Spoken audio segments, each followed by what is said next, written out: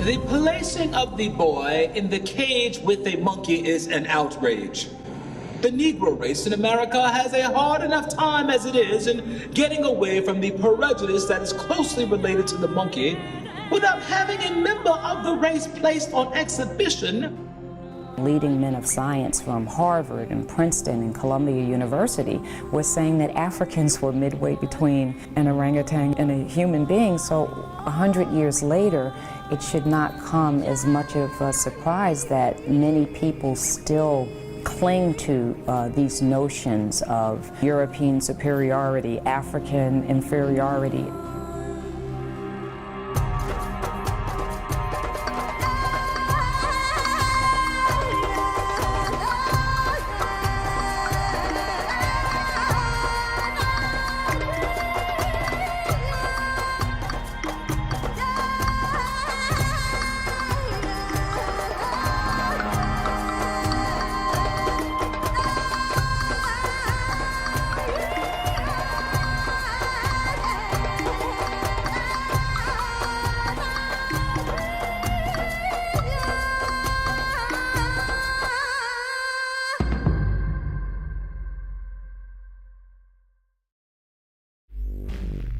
The year was 1859.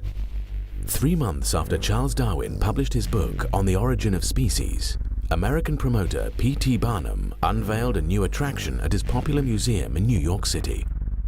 It featured what was described as the What Is It, or man-monkey. Visitors were told that the creature had been captured by hunters in Africa, who discovered a race of beings roving among the trees and branches like apes and monkeys. Museum staff declared that the creature had been pronounced by scientists as a connecting link between African blacks and lower animals. In reality, Barnum's so-called man-monkey was an African-American man named William Henry Johnson. Thanks to Barnum, Johnson spent much of his life on public display as an evolutionary missing link, sometimes in a cage. Many reporters at the time were happy to promote the deception. The New York Tribune declared that Barnum's performer seemed to be a cross between an ape species and a Negro, while another paper declared, "The head is shaped like that of a monkey, but the face is more like that of an African Negro of the lower order. It has been pronounced by naturalists as a specimen of the connecting link between man and monkey." Many more supposed missing links were marketed to the public at freak shows throughout America. In the 1880s, there was Crow, promoted as living proof of Darwin's theory of the descent of man. She was described as a perfect specimen of the step between man and monkey.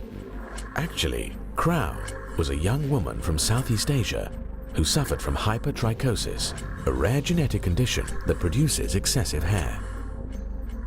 In the early 1900s, there was Congo, the ape man, usually exhibited in a cage next to a chimpanzee. Most of these early presentations of missing links were crude hoaxes put forward by hucksters, not scientists. But the quest to dramatize the lower stages of human evolution eventually reached far beyond freak shows. It ultimately involved the most elite members of the scientific community, and it was given a platform at one of the most celebrated events in early 20th century America.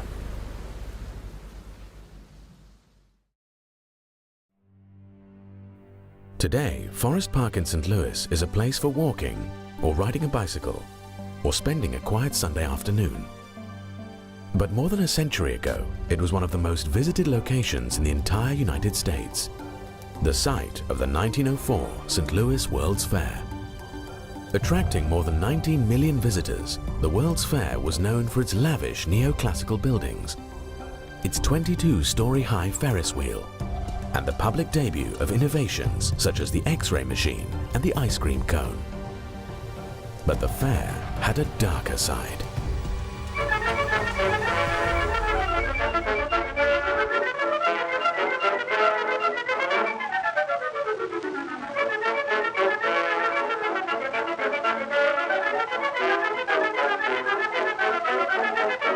Organizers imported thousands of indigenous peoples from around the world to be put on public display in what was essentially a giant human zoo.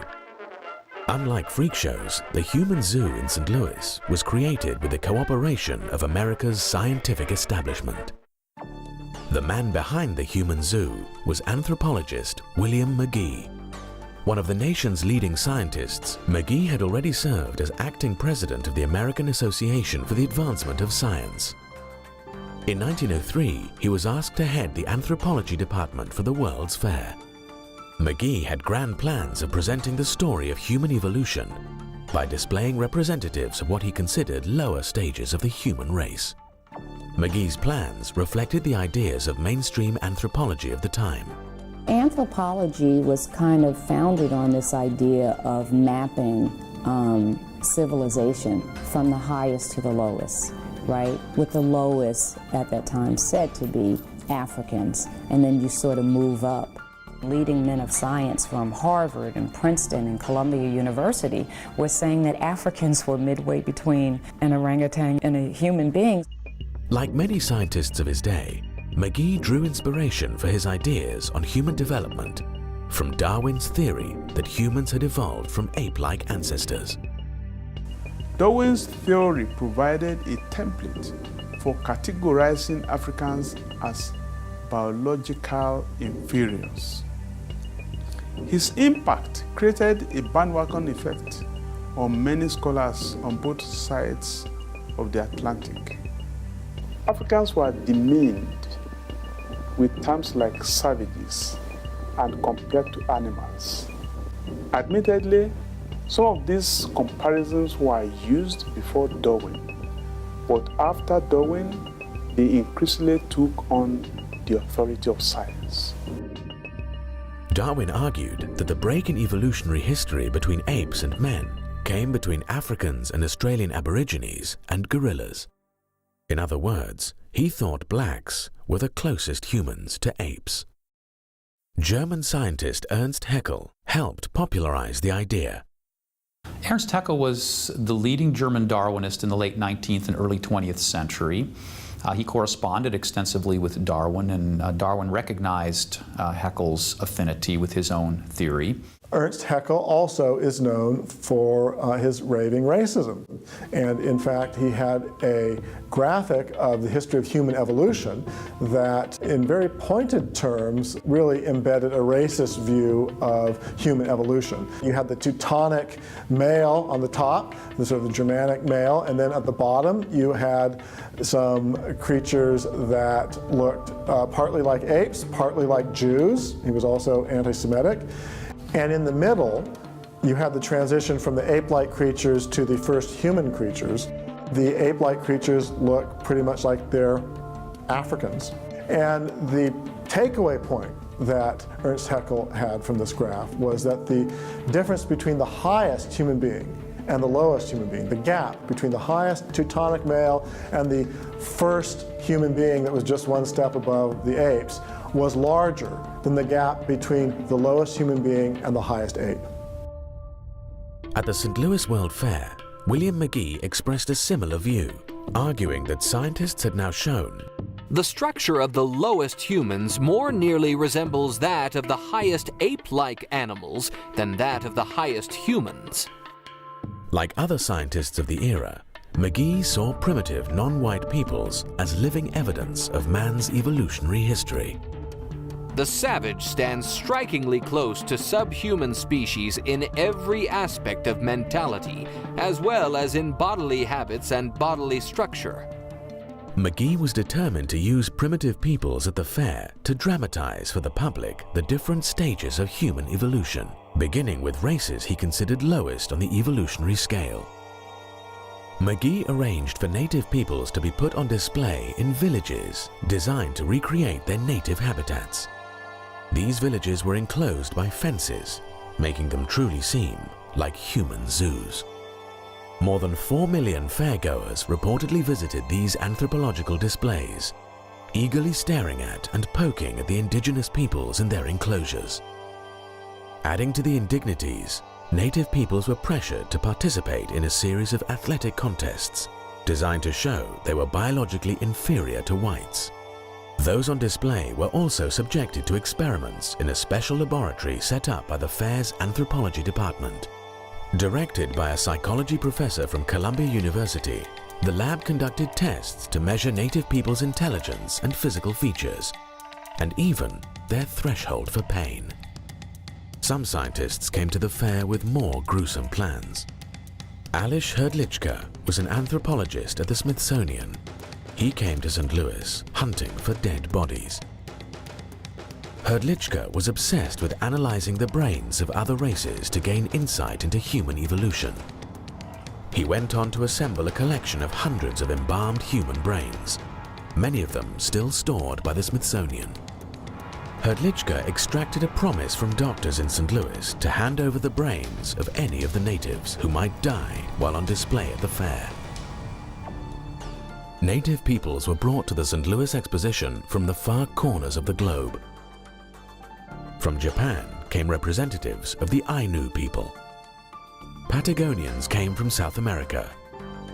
Igorots and Negritos came from the Philippines. Both were thought by scientists of the time to be near the bottom of the evolutionary ladder for humans. The Negritos were even marketed at the fair as another missing link between humans and apes.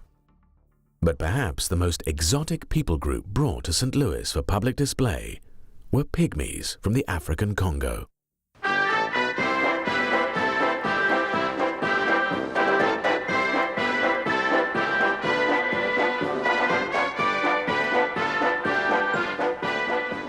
Will the pygmies brought last week to the World's Fair prove Darwin's theory of the missing link? Will a study of the little black children of the African jungles shed light on the theory evolved by Darwin as regards the evolution of the human race? Dr. W.J. McGee, chief of the anthropology department of the World's Fair, is convinced that it will. This is the first time that the Aboriginal people of Africa have been brought to an English-speaking country. This is the first opportunity that has been presented to scientists to study them. Many characteristics were noticed in the pygmies that closely resemble the ape or the simian type. It is believed that the pygmies, who are said to represent the lowest form of human development, are next removed from the simian family. The pygmies appearing at the St. Louis World's Fair had been transported from Africa by former missionary turned explorer Samuel Phillips Werner. Werner had gone to Africa with the explicit goal of finding pygmies to display at the fair. He had gone to the Congo heavily armed, and he had gone hunting for these people he called pygmies, these diminutive people of the Central African forest. The fair's anthropologist William McGee repeatedly compared the pygmies to monkeys and apes. In the journal Science, he even asserted that pygmies were commonly considered to approach subhuman types more closely than any other variety of the genus Homo. They were considered by men of science at that time to be the lowest form of humans, or in some thought they were subhuman. The pygmies were less than thrilled by their welcome at the fair.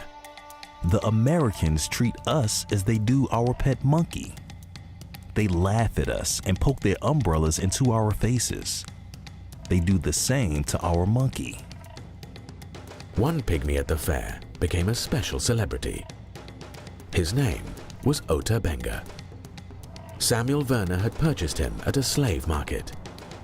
Ota Benga was advertised to fairgoers as the only genuine African cannibal in America today. For a nickel, he would display his pointed teeth that supposedly enabled him to eat human flesh. At the end of the fair, the pygmies returned to Africa with Samuel Werner. But in 1906, Werner brought Ota Benga back to America. It would prove a fateful choice. Samuel Werner returned from Africa to New York City on July the 30th, 1906, arriving on the SS Armenian from Liverpool. He was accompanied by 2 chimpanzees, a snake, a parrot, and 50 boxes of materials from Africa that he hoped to sell to museums. He was also joined by Ota Benga. Werner quickly departed New York, leaving Benga at the American Museum of Natural History in Manhattan. Established in 1869, the museum was already becoming one of the premier scientific institutions in the world. Ota Benga was largely left free to wander the museum's exhibit halls.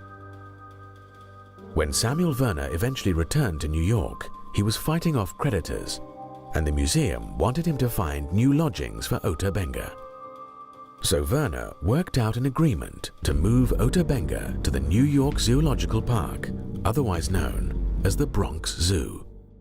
Spread over more than 260 acres, the Bronx Zoo had been envisioned by its founders as the largest zoo in the world and the grandest zoological establishment on Earth. The zoo was directed by William Temple Hornaday. A noted zoologist, Hornaday formerly worked at the Smithsonian, and he had already founded the National Zoo in Washington, D.C. Overseeing Hornaday was an executive committee chaired by Henry Fairfield Osborn, a distinguished professor at Columbia University. Hornaday and Osborn had dreams of exhibiting more than just animals at their new zoo.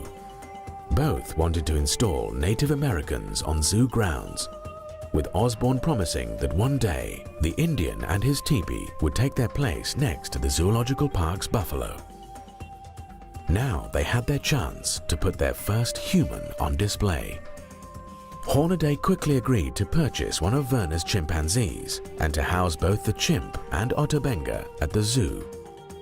Hornaday planned to exhibit the pygmy and the chimpanzee together in a cage in the zoo's monkey house. It was presented as science, not as a circus act, because these were men of science who were doing this. Ota Benga went on display in the monkey house on Saturday, September the 8th, 1906. The next day, a sign was placed on the cage explaining the new exhibit. The African Pygmy, Ota Benga. Age 23 years. Height 4 feet 11 inches. Weight 103 pounds.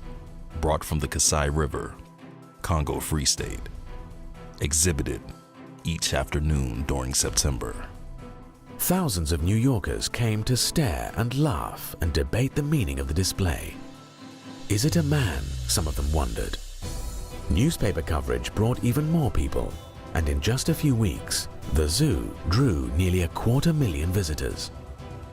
But the notoriety also brought controversy. New York's clergy, in particular, were horrified at what they saw as a dehumanizing spectacle. First to speak out was the Reverend Robert Stewart MacArthur, pastor of the city's Calvary Baptist Church, one of the largest Baptist congregations in America. The person responsible for this exhibition degrades himself as much as he does the African. Instead of making a beast of this little fellow, he should be put in school. Ministers from New York's African American community soon organized a protest committee. After visiting the zoo and seeing Benga for themselves, they were horrified. They thought it was outrageous. They clearly saw a human being who appeared to be afraid, who was being heckled and jeered at and things thrown at him, and he was being, debased on the hallowed grounds of the New York Zoological Society in New York City. The ministers demanded that Ota Benga be taken off display and be offered an education.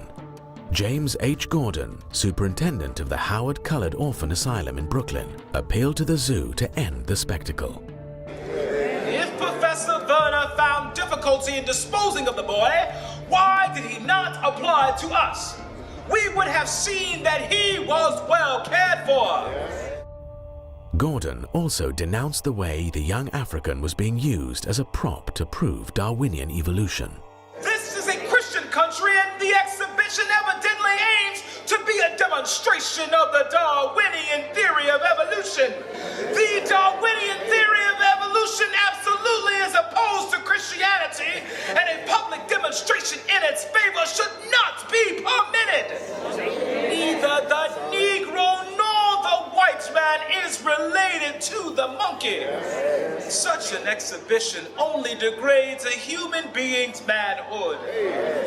We do not like this exhibition of one of our race with the monkeys. Our race, we think, is depressed enough without exhibiting one of us with the apes. We think we are worthy of being considered human beings with souls. Samuel Werner tried to deflect the criticism, denying that he put Ota Benga on display to show that he was somehow subhuman. If Ota Benga is in a cage, he is only there to look after the animals. Zoo director Hornaday meanwhile declared that the black minister's protest was ridiculous. Though a believer myself in the Darwinian theory, I had no idea of using the exhibition to enforce it. The boy is on exhibition simply because the public wishes to see him. He is well treated and happy. To say that the boy is placed in the cage to show his similarities to the monkey is nonsense. He is much more intelligent than many white men whom I have known. Hornaday made clear that he wasn't about to shut down the popular exhibit. The exhibition shall certainly be continued, unless the directors of the park decide otherwise. But the leaders of the New York Zoological Society were pleased by the display. Henry Fairfield Osborn even congratulated Hornaday for the excellent press coverage, commenting that Benga is certainly making his way successfully as a sensation. Spurned by Hornaday, the African-American ministers decided to appeal to George McClellan Jr., the Democratic mayor of New York. McClellan was the son of the controversial general during the Civil War who had tried to unseat Abraham Lincoln in the presidential election of 1864. The elder McClellan openly confessed that he was prejudiced in favor of the white race and said that he couldn't learn to like the odor of either billy goats or Negroes. The younger McClellan now refused to even meet with the African-American ministers, sending out an assistant with a dismissive note referring them to the New York Zoological Society. The ministers then went to see Madison Grant, the Zoological Society's secretary. Grant was a prominent member of New York Society. A graduate of Yale, he received a law degree from Columbia. He was also a trustee of the American Museum of Natural History, a counselor of the American Geographical Society, and a founder of the Bronx Zoo. It would have been hard for the ministers to find someone less sympathetic. Grant was an open racist who thought blacks were an inferior race and regarded those who had parents of different races as mongrels. Within a decade, he would write The Passing of the Great Race, a book which championed Nordic supremacy and keeping blacks subservient to whites. The book was reportedly praised by Adolf Hitler as his Bible. Grant also rebuffed the ministers. So did the city's most prominent newspaper, the New York Times, which professed to be puzzled by the anger of the protesters. We do not quite understand all the emotion which others are expressing in the matter. Describing African pygmies as very low in the human scale, the Times made clear that it viewed pygmies as less than fully human. Whether they are really closer to the anthropoid apes than the other African savages, or whether they are viewed as the degenerate descendants of ordinary Negroes, they are of equal interest to the student of ethnology and can be studied with profit. The editors at the Times thought it absurd to make moan over the imagined humiliation and degradation Ota Benga was suffering. In fact, they claimed the pygmy was probably enjoying himself. The suggestion that Benga should be placed in a school instead of a cage ignores the high probability that school would be a place of torture to him, and one from which he could draw no advantage whatever. The idea that men are all much alike except as they have had or lacked opportunities for getting an education out of books is now far out of date. After African-American ministers criticized the zoo for trying to use Ota Benga to prove Darwinian evolution, the New York Times weighed in again. The Reverend Colored Brother should be told that evolution, in one form or another, is now taught in the textbooks of all the schools, and that it is no more debatable than the multiplication table. As protests continued, increasingly rowdy crowds came to the zoo in order to visit the pygmy. On Sunday, September 16th, 40,000 people converged on zoo grounds to see the city's newest sensation. According to press reports, the mobs chased Ota Benga around the zoo all day, howling, jeering and yelling. Some of them poked him in the ribs, others tripped him. All laughed at him. Benga responded by shooting an arrow at his tormentors, after which zookeepers caught him and returned him to his cage. As both crowds and Ota Benga became unruly, zoo director Hornaday grew increasingly defensive. He now claimed that he had decided to exhibit Ota Benga in a cage simply for convenience. We have no platform that we could place him on, and this big open-air cage was the best place we could find to put him where everybody could see him. Eventually, the continued controversy made Hornaday want to wash his hands of the whole affair. Ultimately, an agreement was reached to move Ota Benga to the Howard Colored Orphan Asylum and later to a seminary in Lynchburg, Virginia. There, nearly 10 years later, Ota Benga shot himself to death. Benga had expressed a desire to return to his native Africa, but by 1916, the continent was being further ravaged by European powers as they fought World War I, so return was no longer an option. I think the hopelessness of it all, the trauma he had sustained, the loneliness, and I can't even imagine. He had no idea what had become of his people, if his village was still even there. So it's not hard to imagine the myriad reasons why he would have sunk into this deep depression and that ultimately caused him to take his life. In one final indignity, the New York Times published an obituary assuring readers that during Ota Benga's stay in their city, he was actually an employee of the Bronx Zoo who had been hired to feed the apes. According to the Times, it was this employment that gave rise to the unfounded report that Ota Benga was being held in the park as one of the exhibits in the monkey cage. Ota Benga was largely forgotten by history until the 1990s. But the passion of social Darwinists in America for putting humans on display continued. And 15 years later, some of the same figures involved in the Ota Benga scandal would be involved in another kind of human display, one whose impact would prove even more horrifying.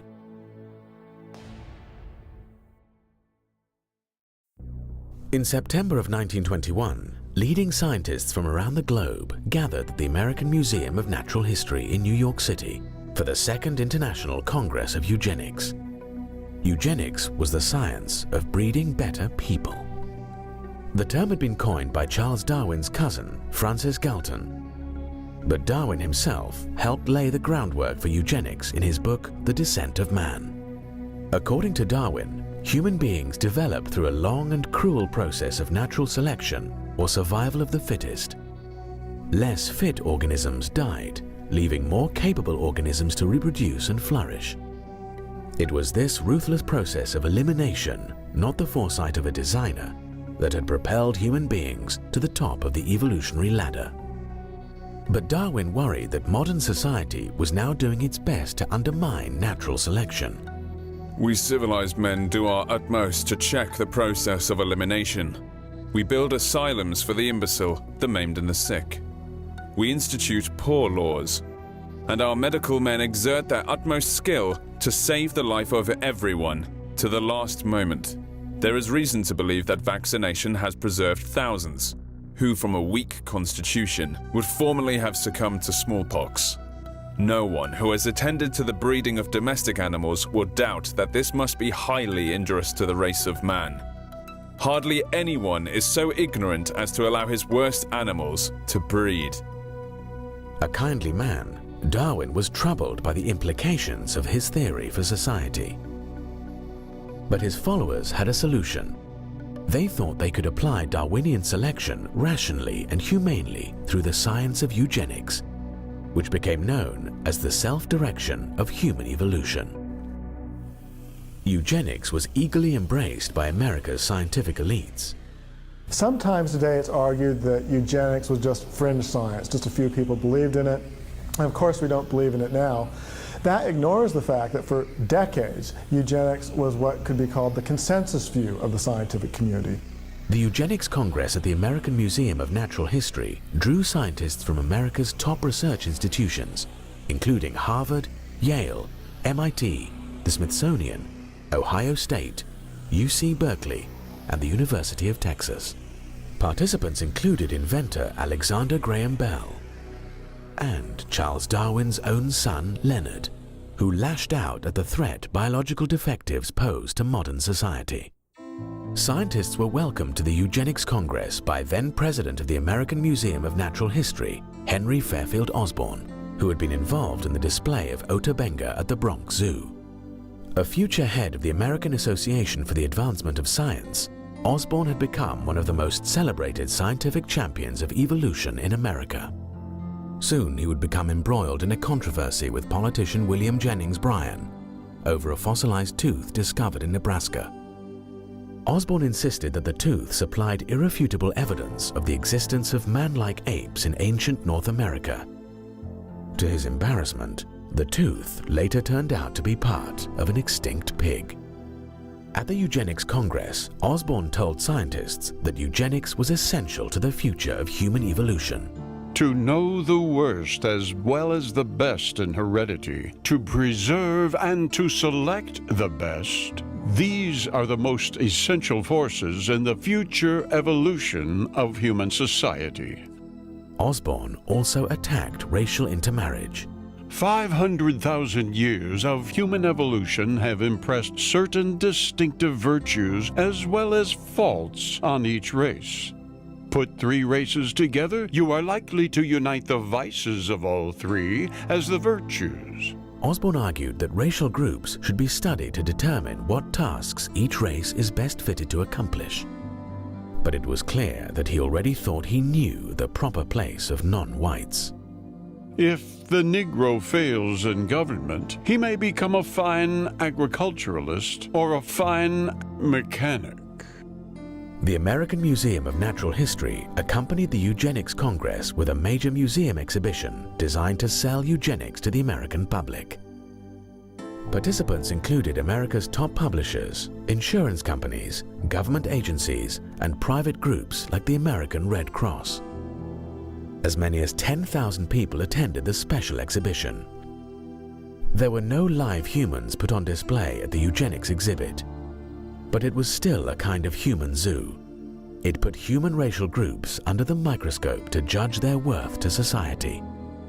There were displays highlighting differences between black and white babies in the womb, displays comparing the mental stamina of different races, displays reporting on the capabilities of immigrants, and displays showcasing equipment for measuring human intelligence and other features. There also were displays about the human brain. One compared the brains of criminals and non-criminals. But the most extensive brain display was created by anthropologist Alois Hrdlicka from his growing collection of embalmed brains. Hrdlicka left his original specimens stored in jars at the Smithsonian, but he brought gelatin models of the embalmed brains of apes and 3 races of humans. Hrdlicka's presentation filled 7 separate display cases. It also included a series of skulls from Native Americans. The skulls purported to show that Native American brains revealed primitive features from earlier stages of evolution. In the midst of more sophisticated displays were cruder exhibits featuring the blatantly racist books of Madison Grant and Lothrop Stoddart. Stoddart had published The Rising Tide of Color Against White World Supremacy. Stoddart claimed that whites were in danger of being overrun by the colored races of the world, and he argued that immigration from what he called lower human types had to be rigorously curtailed. Eugenists pretty universally viewed immigrants and people of non-white races as a drag on the human race. Eugenists viewed blacks and Mexicans and Hispanics as throwbacks, evolutionary throwbacks that were lower races in evolutionary terms and therefore were a drain on modern society. And they justified this in the name of Darwinian science. You know, there were racists before the eugenists. The interesting thing about the eugenists was the way that they built on top of Darwinian biology and claimed that there was a scientific justification for racism. The eugenics exhibition advocated a chilling agenda for public policy, including forced sterilization and harsh new restrictions on immigration. It also promoted a radical proposal advanced by the Eugenics Record Office, one of the eugenics groups participating in the exhibition. The proposal called for assembling biological profiles on all Americans to determine whether they were biologically fit to mate.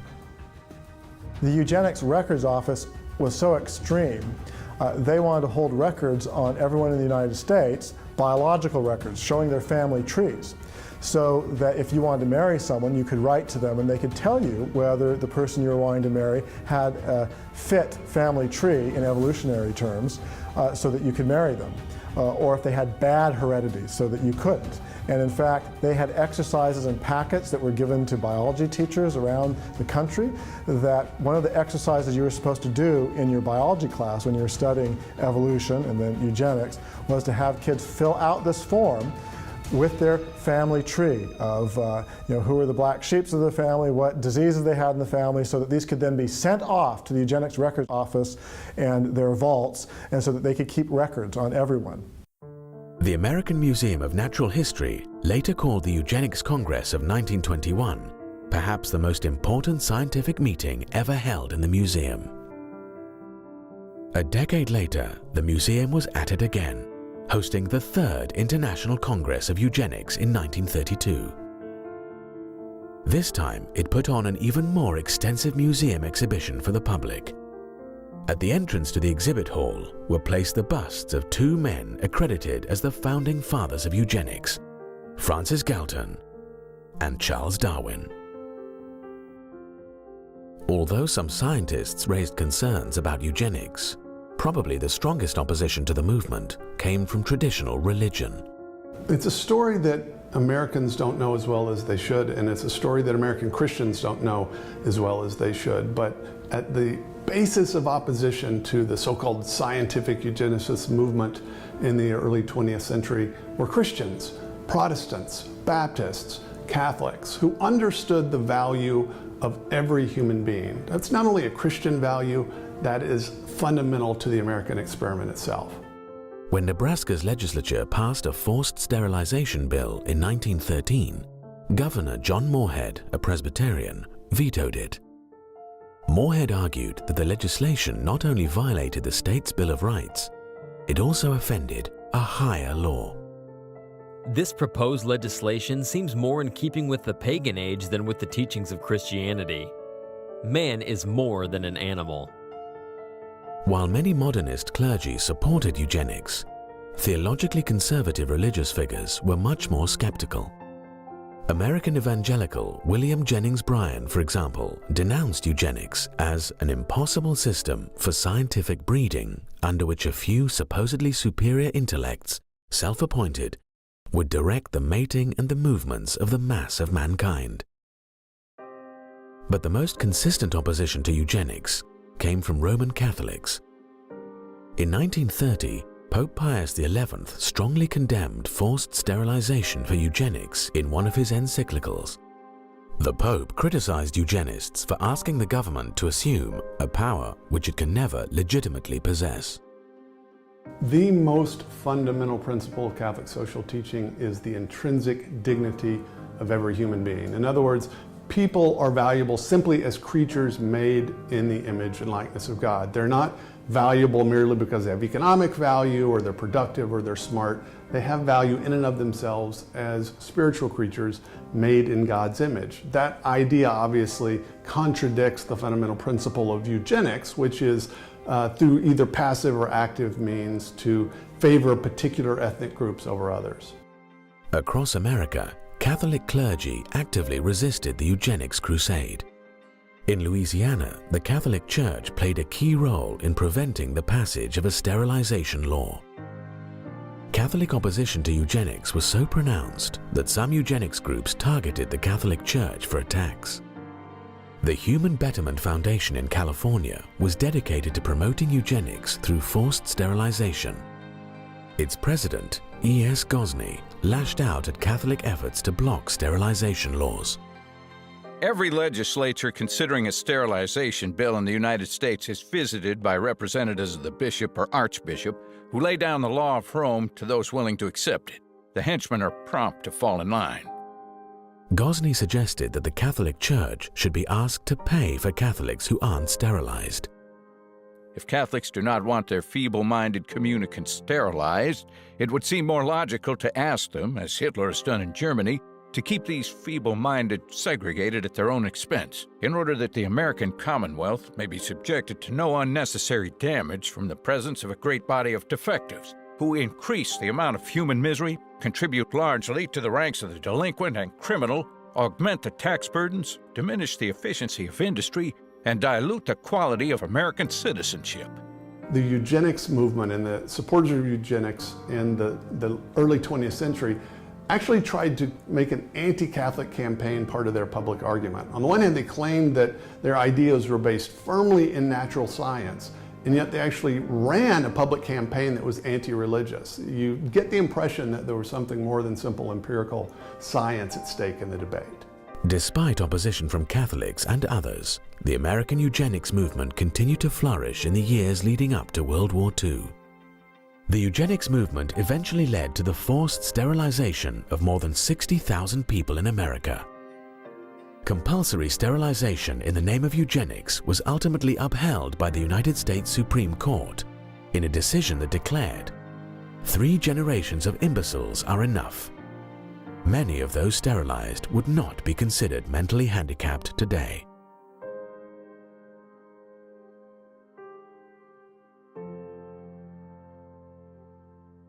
The eugenics movement also succeeded in securing the passage of a draconian immigration law that sharply restricted the flow of non-Nordic ethnic groups into the United States.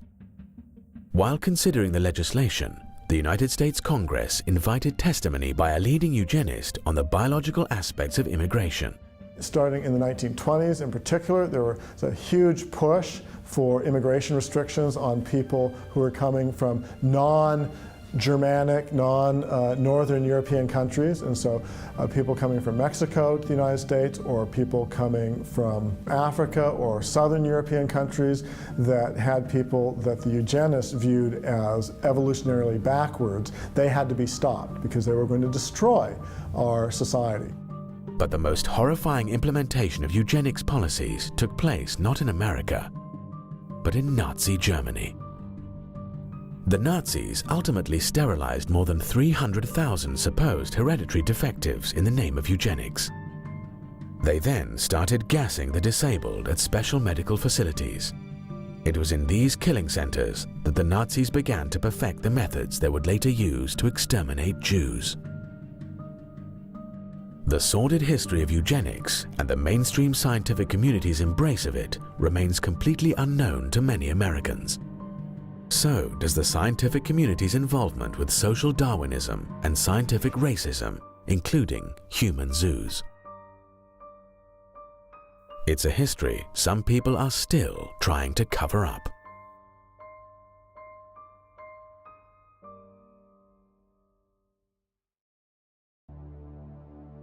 Geneticist James Watson won the Nobel Prize for co-discovering the structure of DNA. But in 2007, he sparked outrage when he suggested that African blacks were genetically inferior to European whites. Echoing the arguments of scientific racists from the past, Watson claimed that black inferiority was due to evolution. There is no firm reason to anticipate that the intellectual capacities of peoples geographically separated in their evolution should prove to have evolved identically. James Watson. Watson was widely condemned for his comments, both inside and outside of the scientific community. It was an indication of how times have changed.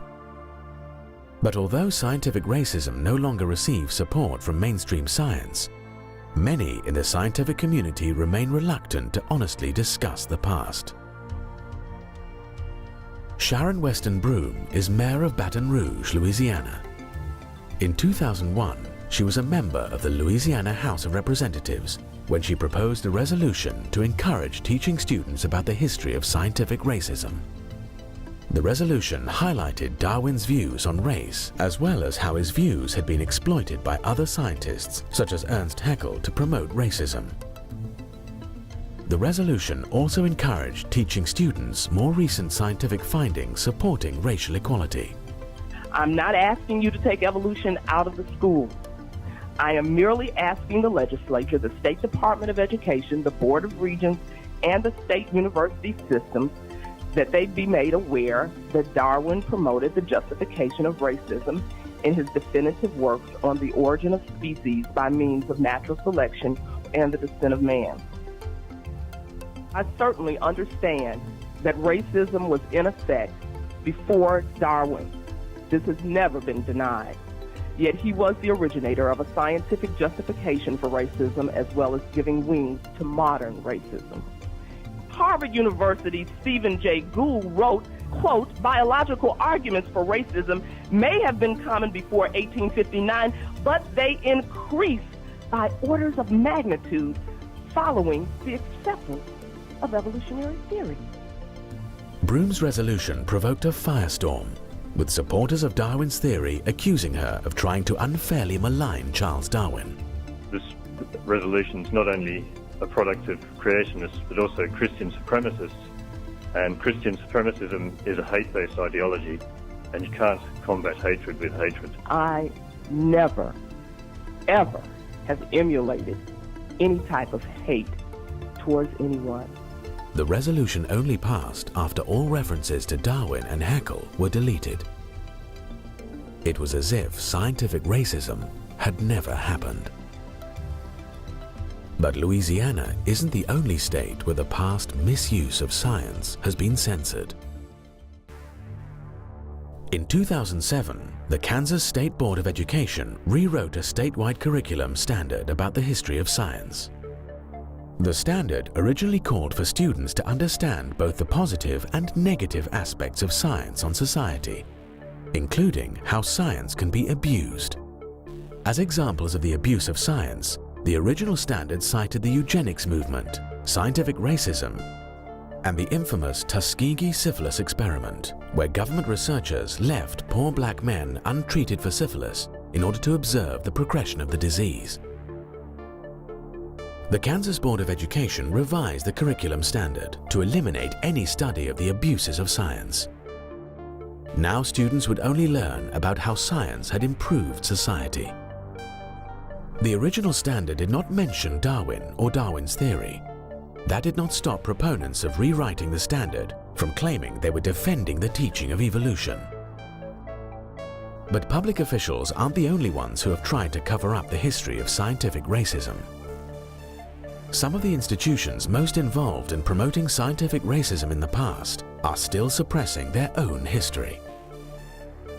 The American Museum of Natural History remains one of the world's leading science museums, but to this day, it has never apologized for the role it played in promoting the international eugenics movement. It has also tried to downplay the role of scientists in promoting scientific racism. In 2005, the museum mounted a major new exhibition on the life and legacy of Charles Darwin. The exhibition is still available today as a traveling exhibit. The exhibit contains a section on social Darwinism that fails to acknowledge any involvement by the scientific community in either eugenics or scientific racism. Even more glaringly, the exhibit also fails to disclose the museum's own role in promoting social Darwinist policies like eugenics. According to the current exhibit, social Darwinism had no real connection with either Darwin or science. The fact of the matter is that if you read the scientists of the day in the late 19th and early 20th century, many of them were promoting racism and even racial extermination, extinction of races. They were promoting the gaining of living space. They were promoting competition, the things that we know of as social Darwinism. These were things being promoted by Charles Darwin himself to some degree, many other leading biologists, Ernst Haeckel in Germany, and many others. You could go on. And by the 1920s and 30s, they were becoming very prominent. If you look especially in the field of anthropology and evolutionary anthropology, many of them were promoting social Darwinism. This was not just an idea of some cranks or some political people that didn't really understand the science. This was an idea that was very prominent in scientific circles. Officials at the American Museum of Natural History declined a request to be interviewed for this documentary. Their stated reason was that filmmakers were unable to purchase $2 million in insurance. The museum also turned down repeated requests to answer questions about its history and writing. Officials at the Bronx Zoo are likewise skittish when it comes to discussing its display of Ota Benga. They also refuse to be interviewed. And if you visit the zoo today, you won't find any remembrance of what happened to Ota Benga. Instead, what they've done is they've closed off the monkey house. So where Ota Benga was housed, the public could not even see it now. And they have just not had any comment whatsoever. It's as if zoo officials hope that Ota Benga and the scientific racism that dehumanized him will stay forgotten. Others seem to share the same hope. But some things should never be forgotten, because things that are forgotten have a way of coming back.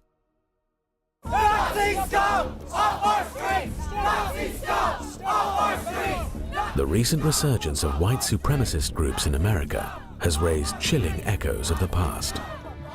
Evolutionary arguments for racism that were rejected by the scientific community are now being resurrected by modern racists.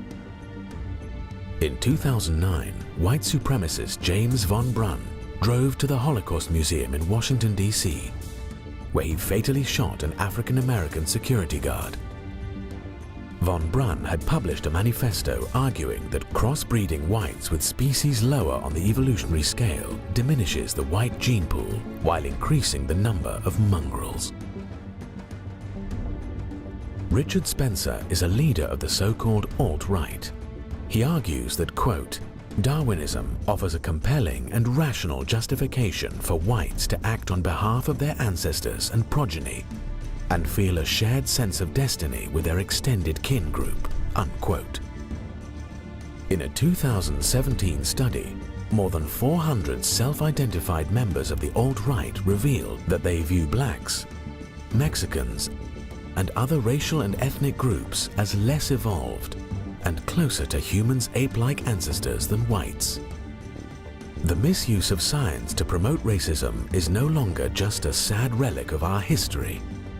It's also an uncomfortable part of our present. One reason we should remember the sins of the past is to help us avoid making the same mistakes again. We need to learn from the past, not cover it up.